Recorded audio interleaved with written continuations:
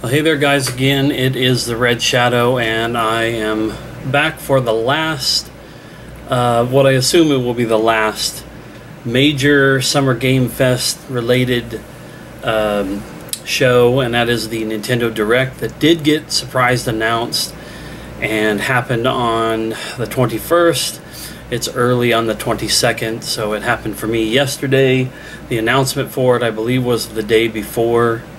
And it generally coincided roughly with when I was recording the other videos, and I speculated that maybe there was a direct. It was a rumor that ended up coming true.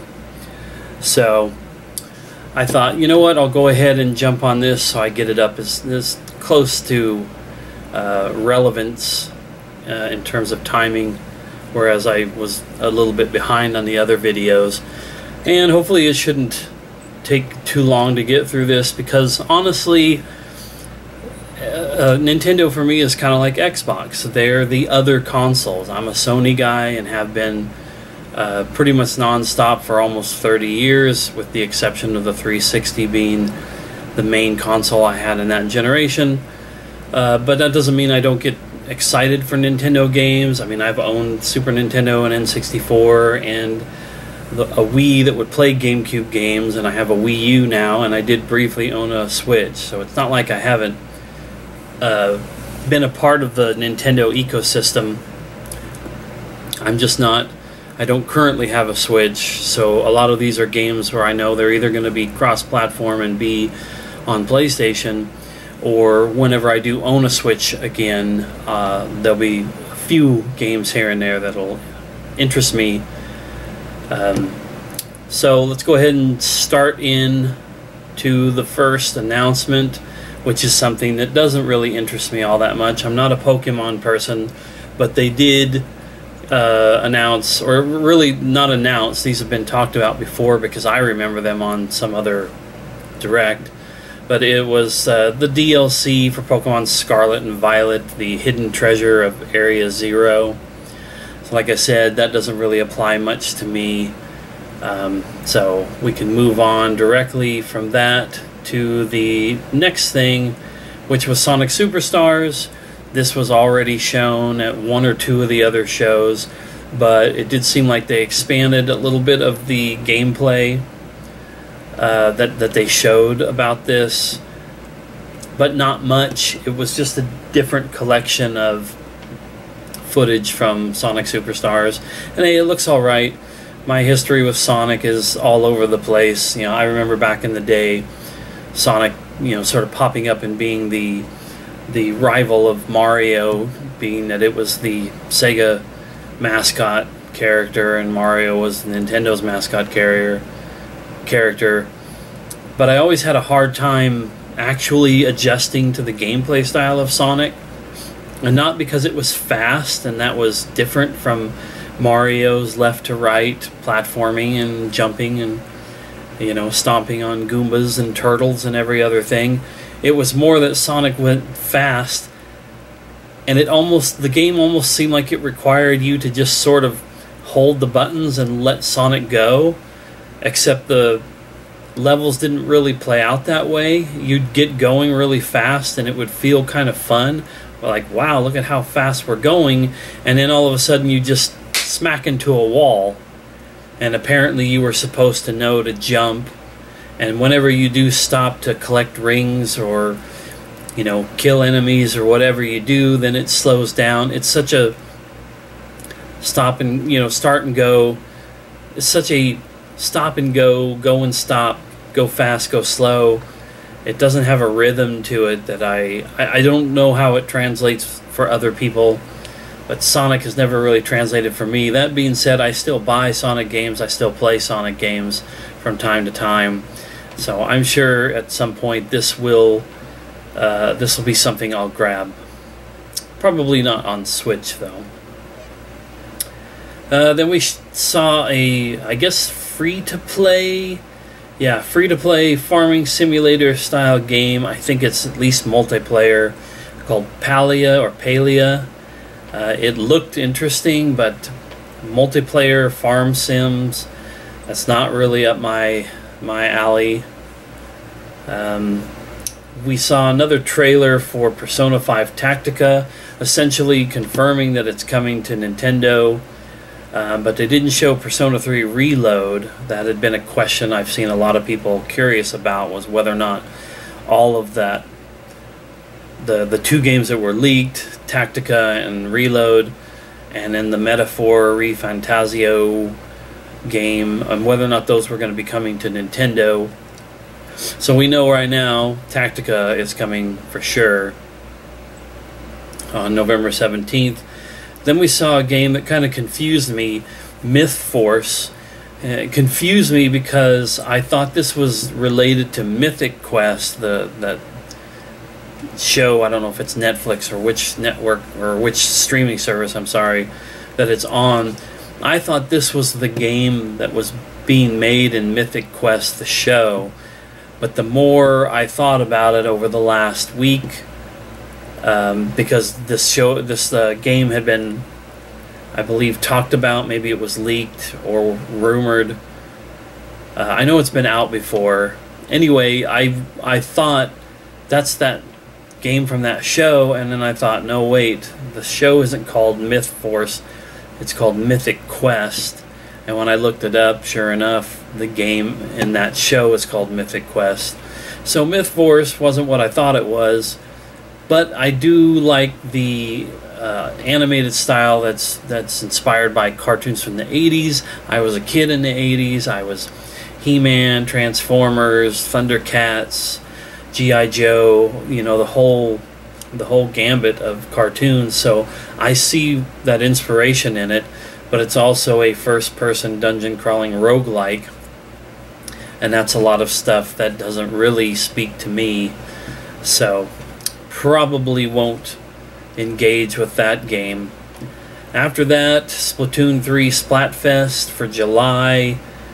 The Splatfests are always, I guess, a three-way battle between some sort of contingency of different things to team up as and fight for, you know, like the superiority of whatever item it is. Like they do food things, and this was another food one, vanilla, strawberry, and mint chocolate chip ice cream. And a lot of people I saw were perplexed that it wasn't strawberry, vanilla, and chocolate. But then a lot of people also kind of caught on that if you were running around in Splatoon doing the splats with something that was brown, that it might remind people or suggest people of diarrhea. I thought that was kind of funny because the vanilla, if you think about it, if you've got a dirty mind like perhaps I do, you might think that that looks like something else that wouldn't be appropriate. But, you know, whatever. The thing about it is, if chocolate was a part of that mix, and I would say chocolate. Without chocolate being there, I have to vote for strawberry, or not strawberry. I have to vote for vanilla because I hate strawberry and I don't like mint. But then again, none of that really matters because I'm not a Splatoon player and I can eat whatever ice cream I want. After that, we went back to Pokemon. And much like a lot of the reactions I watched, we were all kind of slow to figure out that it was Detective Pikachu. Excuse me. I'm not 100% sure if this is a direct sequel or some sort of a remake. I mean, this website I'm using here says sequel, and I assumed it was sequel. But then again, you know, the way that Nintendo and all of these companies name their sequels, remakes, remasters, and whatnot. I owned Detective Pikachu when I had a 3DS. I even bought the big Detective Pikachu amiibo. And then I played the game for a little while, and I don't know, it just felt so simplistic, and I couldn't really get into it. And so I didn't go back and play it again, and then eventually I sold my 3DS and all my games, and I sold that game and the amiibo at one point. That comes out October 6th. Then we had a big one, Super Mario RPG Remake, which looked really, really cool to me. Super Mario RPG was my first, or maybe my second, JRPG that I ever played on the Super Nintendo, and overall, Chrono Trigger being the other one. I want to say Super Mario RPG was the first, but then on another day I'll think to myself, no, Chrono Trigger was definitely the first one that I played. So I don't remember, but they were amongst my first two. Super Mario RPG was really awesome. It was so different at the time, you know. Mario was just the side-scrolling little plumber dude jumping on turtles and breaking blocks, and it was just kind of a simplistic style of game. And while RPGs had been around since the NES, for a Mario game at that point in time to ever do something other than platforming was, you know, mind-blowing. And since I was kind of starting to connect with JRPGs, it was really cool to get one that was Mario charm, but, you know, Squaresoft, you know, design and some of the characters and the ideas in the battle system of like pressing the button right before your character attacks to get a combat bonus or a damage bonus was really cool. It was so cool, in fact, that for years, and sometimes even still to this day, when I'm playing any RPG that's turn-based, I will still press the button on my controller at the moment that I attack, just to cover all bases, so to speak. So anyway, this looked really, really nice. It was a nice upgrade in the graphics, you know, to 3D, but they kept the same sort of isometric viewpoint. Everything appeared to be, you know, the same all around, like no reimagining of the story that I can tell. But the only thing I didn't like, and nobody seemed to really be commenting about it anywhere today or yesterday, was what happened to Legend of the Seven Stars. Why did they drop that from the title? I don't understand why it's just Super Mario RPG. It sounds so generic almost. I guess it lines up with Super Mario Galaxy, Super Mario Sunshine, Super Mario Odyssey. But like I said, it just kind of turned the title, and that's the only part of it that became bland. But the title is kind of lifeless without that, you know, little subtitle on it. And that's a reason why I wondered if maybe they were changing elements of the story, but it didn't look like it in the trailer. So I'll remain hopeful on that, because that would be a must-have on the Switch, in my opinion, for whenever I get one. And that comes out November 17th, so that's not even like an announcement of a game coming down the road. That's just a few months. And then they spun off of that to say that, you know, Mario's getting a game, but also other characters were getting games. And then they briefly talked about an untitled Princess Peach game that didn't really show much, just showed her, kind of showed what looked like maybe a small snippet of side-scrolling Peach action. It looked like she kind of attacked one of the characters on the screen, but walked by a bunch of the rest. And then it just said something about when she stands here, and then they showed her, and her dress sort of kind of was lighting up. It was hard to tell if it was just glowing light blue. It almost looked like maybe it was turning into a wedding dress. And then it went off the screen, and they said that was all they had to show for that moment. So other than to say that it's supposedly next year, along with the next game that they announced, which was a remaster for Luigi's Mansion Dark Moon. That was a 3DS game. I owned that, but I never played it because I never played Luigi's Mansion on the GameCube. I had it for 3DS. I was playing it on the 3DS, and I thought I was getting pretty far, but the controls on that poltergust, holding a button and then moving a stick, like, that's kind of the way Super Metroid works. But I really thought with Luigi's Mansion on the 3DS, I don't know if it was better with the GameCube controller, but on 3DS it was it was aggravating, and I fell off of it, and then I never finished it. So I never moved on to Dark Moon. So this coming to the Switch, along with the third one that was already on the Switch. The original, though, isn't on the Switch. It would be fun to have it all on one console with a control scheme that would work for me, but there's no guarantee that that would even occur. So that was kind of a little Mario block of game announcements. They moved on to show that they're bringing the Batman Arkham trilogy, that's Asylum City and Arkham Knight, to the Switch in autumn. I mean, I've played Asylum and City. I love both of them, in particular Asylum.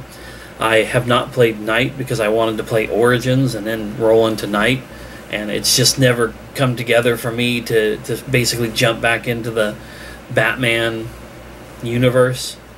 But I can't imagine, even with some of these games being a decade or more old, that it would be a very fun experience on the Switch. But hey, the Switch is about that portability.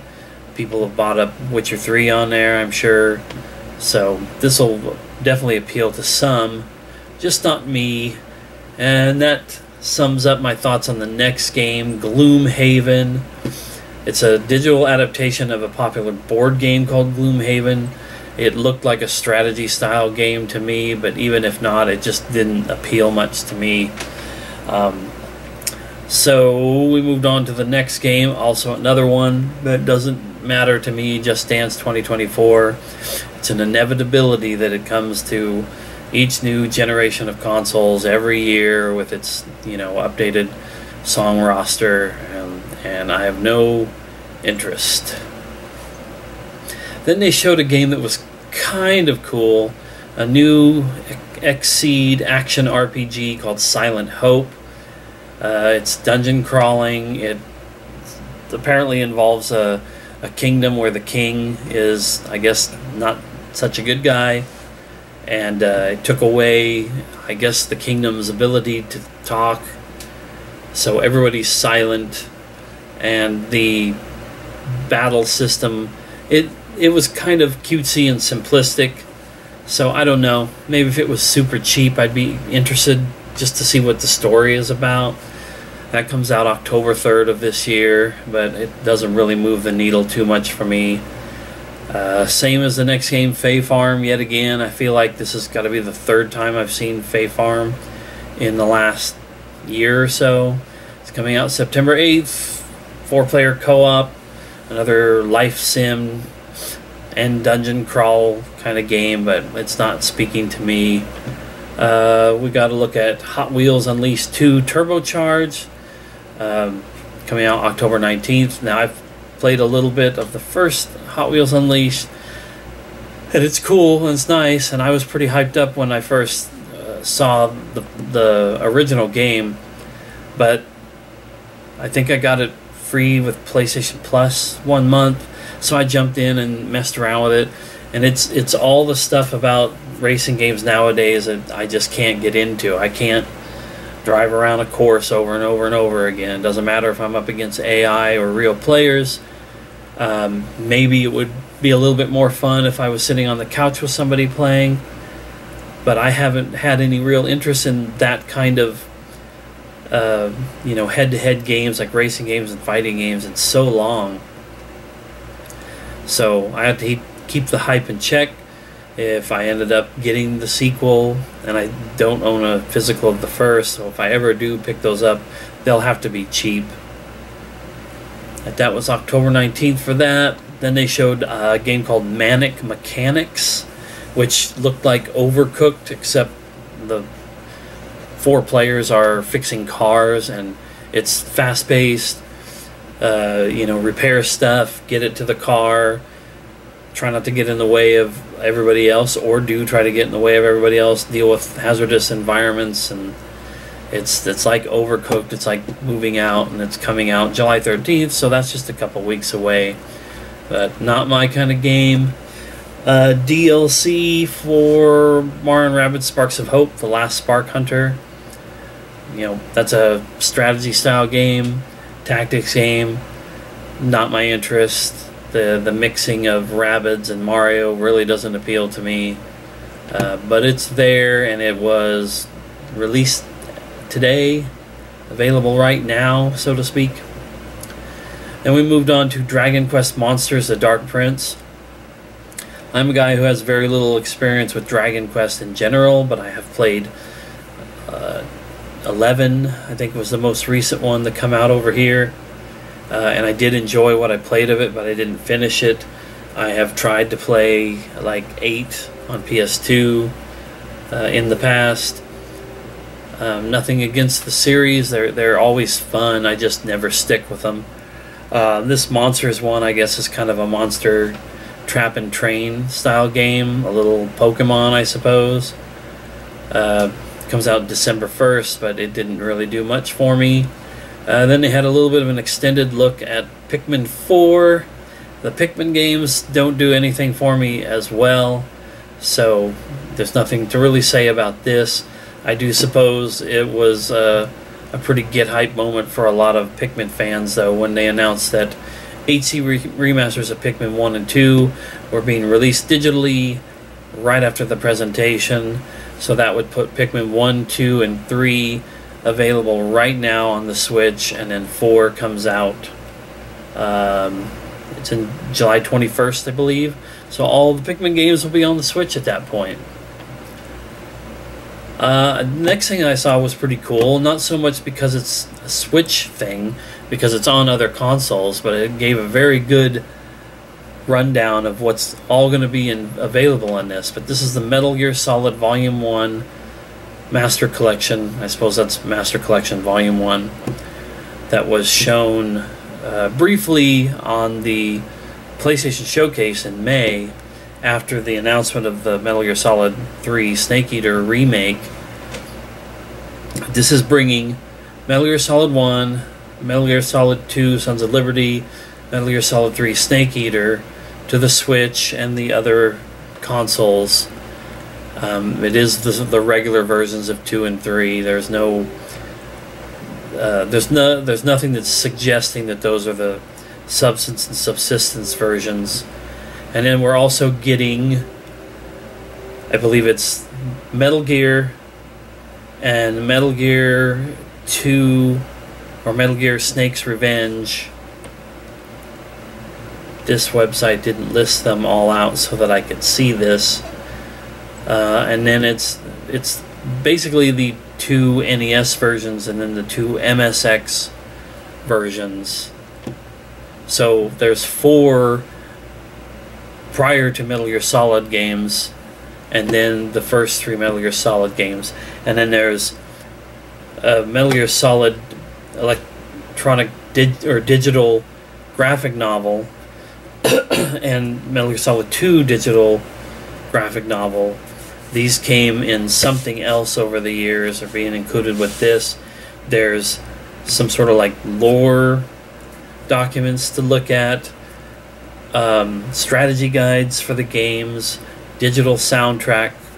Now, I don't know if this Master Collection that they were showing during the Direct today is just meant to be a digital thing, or whether or not these are getting physical releases. I'll be keeping my eyes out for that. Although depending on which PlayStation console this comes to, if it did come out digitally for PS4, it's a must for me.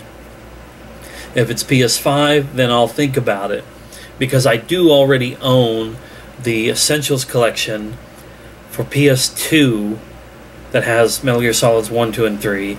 I own a regular standalone PS1 physical of Metal Gear Solid 1, the VR missions, and then on PS3 I have one of the HD collections that I believe has the first 3 and then some of those older ones, and maybe even like Peace Walker or something. So I'm kind of covered, but the appeal is always for me to have physical versions of games that, even if I have them on older consoles, if I can play them on my PS4 and have it on the shelf and play it whenever I want, that's super appealing to me. On PS5 is a different story because I don't have one yet. So I'm really going to curate the physical games I buy for the PS5. And something like this comes out physically, it may be limited in supply, hopefully not as limited as the Pixel Remaster, the Final Fantasy Pixel Remasters, but it might be in limited supply, so that by the time I do get a PS5 in a year or 2 or 3 years, it's hopefully not something that's stupid expensive on eBay. But anyway, that was cool. Comes out October 24th, and I'll just have to keep my eyes open on whether or not it's getting a physical release. Then they showed Vampire Survivors, a game I've heard so much about but never played, never really wanted to play. I don't know if just sort of the idle action genre is for me, just walking around with my character and trying to make sure I don't get killed by the massive swarms of vampires and monsters. But it's coming to Switch where it hadn't been yet. I don't think it's come to PlayStation at all. It sounds like here it says finally coming to Switch after finding great success on PC, Xbox, and mobile. And it also now features a 4-player co-op mode, which is kind of interesting. August 17th for that. The next thing that came up was, I don't know, I felt mixed emotions. It looked cool, it didn't look cool, it looked stupid, it was maybe okay. It's Headbangers Rhythm Royale, a game about a bunch of, like, almost, I don't know, human fall flat looking pigeons that are battling each other in some sort of a musically related battle royale. And it really is just a bunch of mini games. I'm sure maybe it's like a Fall Guys type thing where if during each mini game, if you're like one of the last players, bottom rated or whatever, then you're eliminated. So I don't know.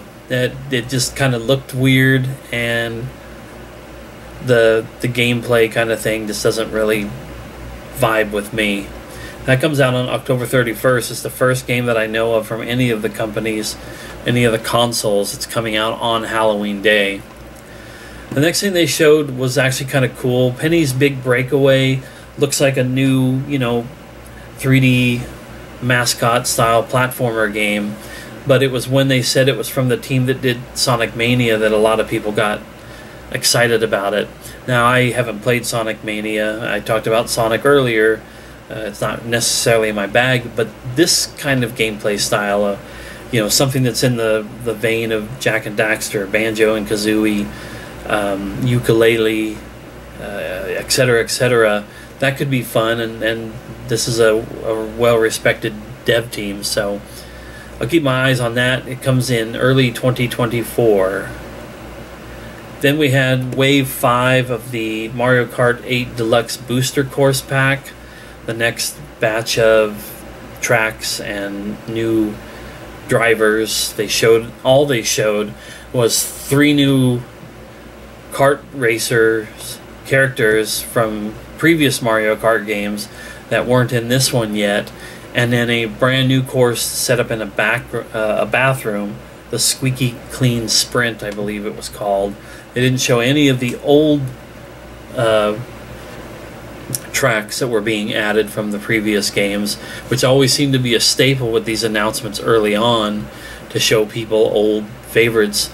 So either they just wanted to lean into all this new stuff, or maybe they're adding tracks that a lot of people would sort of be unimpressed with.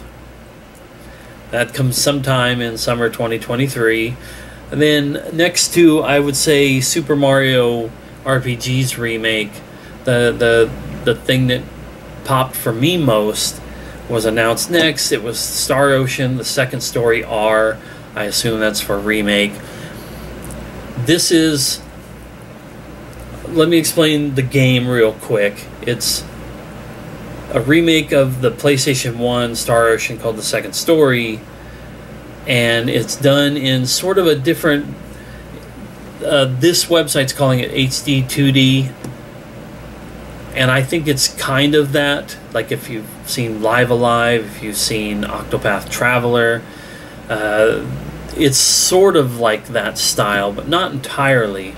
it actually resembles more the style of some of the PS1 JRPGs from that time frame, where the characters were sprite-based, but the world itself was actually a 3D world, you know, built on polygons and not sprite-based backgrounds or pre-rendered in a game like Final Fantasy VII.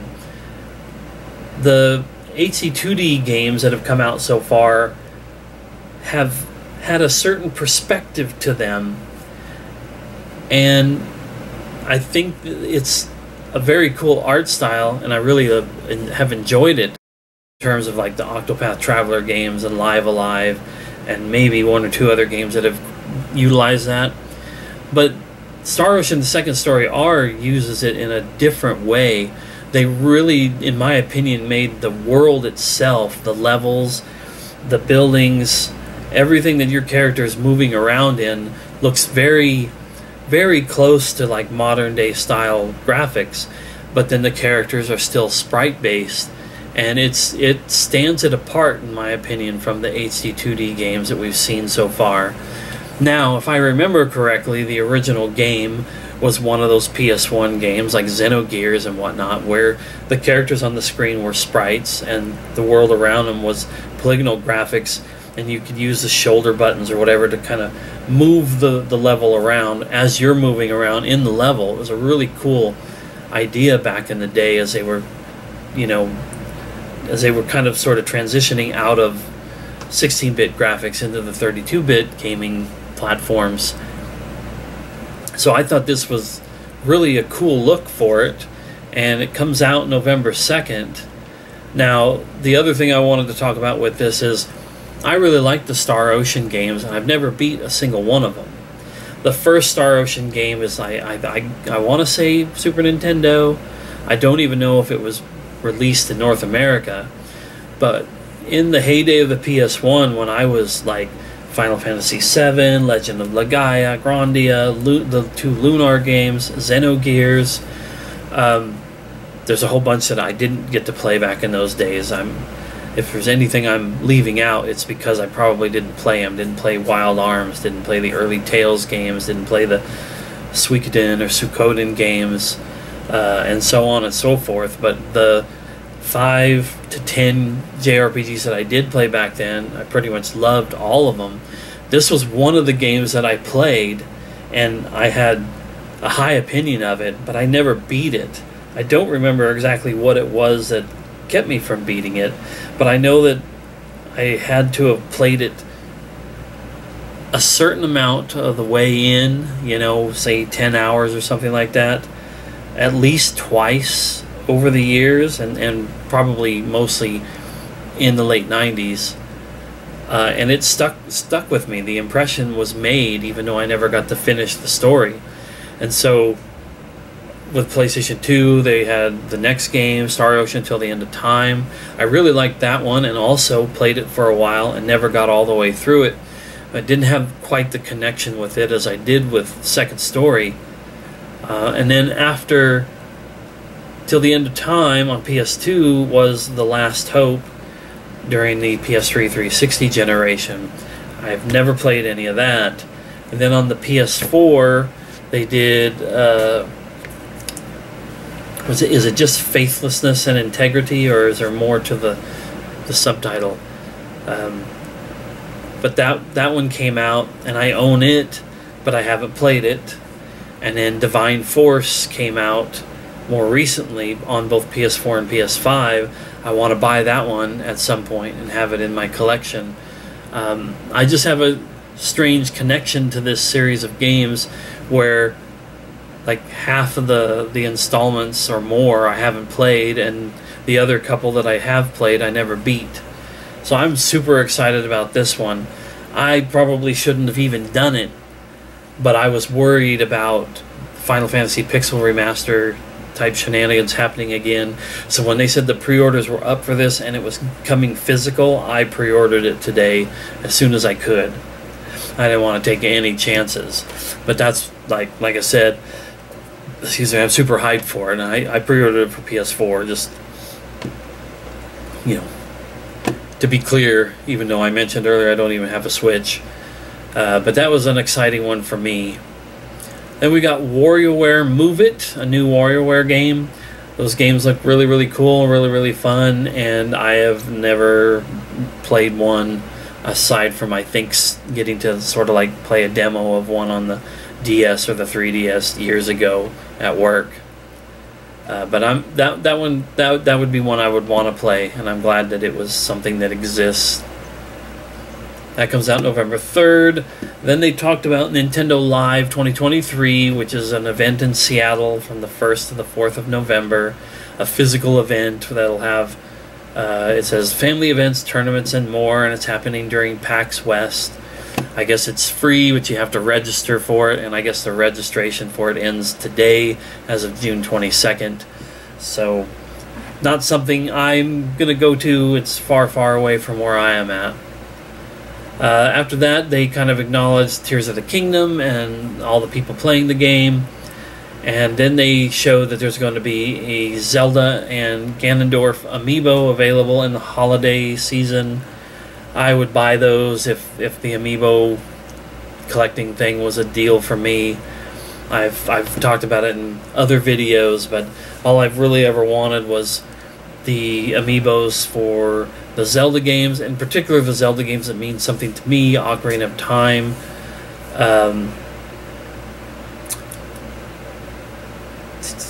Legend. Why am I just blanking all of a sudden? I guess any of the Zelda ones would be fine for me, but the ones that mean something to me, like Link to the Past, that was one I was blanking on all of a sudden. Ocarina of Time, Twilight Princess, because even though I haven't played it, it was what I wanted to see the series move into. Nothing against Wind Waker, but that Toon Link stuff doesn't really do much for me. And then Breath of the Wild, Tears of the Kingdom ones, but I would really get any Zelda ones just because of it's such an important overall series to me. And then Metroid and the Final Fantasy ones that they've done. But these are cool, and they will go out, and I won't get them, and I'll just be happy with that. And then we wrapped up the show with finally a new Mario game, Super Mario Bros. Wonder, the first new 2D Mario game in like a decade or more. Because some of the like DS, 3DS ones have been ported to Wii U or Switch, but this is the first time in 10 or more years that they've made a brand new one. And it's coming to the Switch in October on the 20th, right up against Spider-Man 2, but that doesn't really mean much because Nintendo fans are going to buy this, PlayStation fans are going to get Spider-Man 2, and a lot of gamers just get both. I would play this game, but this isn't something I would want to buy day one, even if I had a Switch. It's cool, though, and it looks weird and strange and chaotic, and a lot of new stuff in it, a lot of multiplayer-type stuff. But, yeah, that was the end of the show. And as far as a Nintendo Direct, I think that was probably pretty good and probably made a lot of real Nintendo fans super happy with what they showed in there. For me, it was kind of a middling show, but I can still really appreciate what they had there and what that's going to mean, like I said, for Nintendo fans. It's just kind of a point I've been trying to make over these different presentations, is that just because there wasn't a whole lot there for me, two particular titles that really made me happy, as far as them being Nintendo, well, no, only one of those was Nintendo only, with Super Mario RPG. Star Ocean, the Second Story R, I pre-ordered it for PS4. So that's only really one Nintendo thing that did it for me in this presentation. But I could still appreciate all those other games. A game like Pikmin that doesn't do anything for me, it's still going to be a big deal for a lot of Nintendo fans. So I think this was a pretty good presentation for the Summer Game Fest season. If I had to rank all four of them now, Xbox is still it was still the best show. I would probably put this one just a smidge, just a hair ahead of Keighley's actual Summer Game Fest presentation. And that's with Keighley having Final Fantasy Rebirth at the end. But, you know, Final Fantasy VII is my favorite game, but the Rebirth, sort of the reimagining of the story, the weirdness of the story stuff, means that it's a game I really want to play, but it doesn't make me as eager and excited as a Super Mario RPG or a Second Story R. So that's why I can put Nintendo's Direct just ahead of Keighley's show. And then, you know, PlayStation Showcase is at the bottom. Not a bad show. Actually, I thought it was a pretty good showcase. It just wasn't a good PlayStation showcase because it didn't show enough of what PlayStation first party is doing in the next year or 2 years. Alright, well, that's my thoughts on the Nintendo Direct, and it's been fun watching a lot of you know, game reveal content over the last month, and I'll be kind of bummed out until the next showcase, Direct, presentation, or whatever comes up. I imagine, I hope, I think Sony is going to, they're going to have another showcase or state of play, one or the other, in the next 6 months. And that's a long time, sure, you know, that's easy to say, but I do think that they're going to have to show something not that long after Spider-Man 2 comes out. I think Xbox is probably not going to have a big thing until next year, but they might have another early next year, smaller, low-key, like the one they did earlier this year where they announced Hi-Fi Rush. Nintendo will probably have another Direct. Since they did one in June, it seems like they were doing February, September roughly. They may not do another one this year, so it might not be till February. But we've got the Gamescom opening night live in August, I believe, and the Game Awards in December, so there'll be plenty of stuff to check out. So I'm going to try to make sure that I do this kind of thing closer to when the shows happen. I wish, but I don't wish, that I had the ability to actually record myself live watching these, but I don't have any of the stuff that it takes to record live and have stuff on the screen, so I'm not even going to get into that. That's not a road that I shall travel. But anyways, like I said, thanks for watching these if you are, and we'll see you whenever.